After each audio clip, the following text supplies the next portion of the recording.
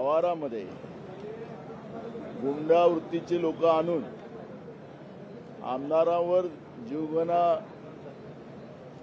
मारण्याचा प्रयत्न त्या ठिकाणी होता, अशा पद्धतीचं चित्र पाहायला मिळत आहे. हा चाटे नावाचा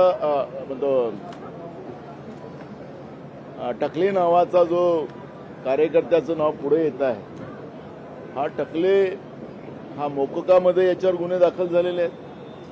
ते कोणाच्या माध्यमातून तो इथं आलेला होता हे सगळे आता विधानसभेच्या अध्यक्षांनी आणि विधान परिषदेच्या सभापतीने आता हे तपासलं पाहिजे. ज्या आमदाराबरोबर आलं असेल, ज्या आमदारांनी त्याला आणलं असेल, त्या आमदारावर कारवाई झाली पाहिजे. या पद्धतीनं हा महाराष्ट्राची जी प्रतिमा मलिन करण्याचं पाप सरकार आणि सरकारमधले लोक करत असतील ती गंभीर बाब आहे. मला जी माहिती मिळाली होती की ते जितेंद्र आव्हाडावरच जीवघेणा हमला करण्यासाठी या ठिकाणी त्या पद्धतीचे लोक आणली गेली होती, अशी माहिती माझ्याकडे आहे.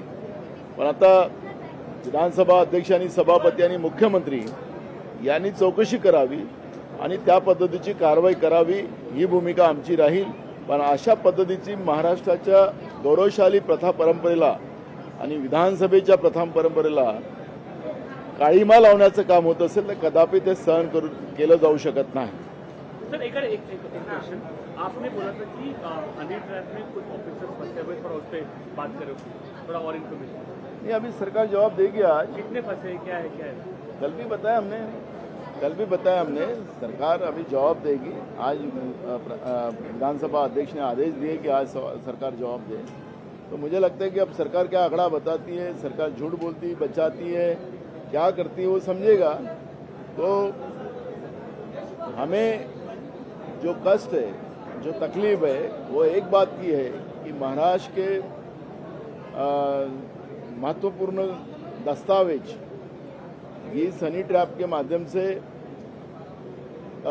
एंटी सोशल मूवमेंट के पास गए हैं, जिससे महाराष्ट्र की सुरक्षा को खतरा पैदा हो चुका है. और सेकंड, मुंबई हमेशा हाई अलर्ट रहती है, मुंबई को हमेशा खतरा दिखाया जाता है. मैं खुद विधानसभा अध्यक्ष था, मुझे पता है कि मुंबई के लिए कितना पेनफुल होता है रोज. लोकशाही मराठी ऐका, पहा, जागरूक रहा.